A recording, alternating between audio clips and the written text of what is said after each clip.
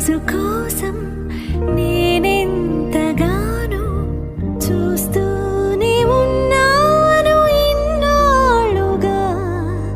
మౌనాలు అన్నీ మాట్లాడుతుంటే కనువిందుగా ఉంది తొలిసారిగా. అపురూపమేగా నాకీ క్షణాలు, దాచేసుకుంటాను జ్ఞాపకాలు.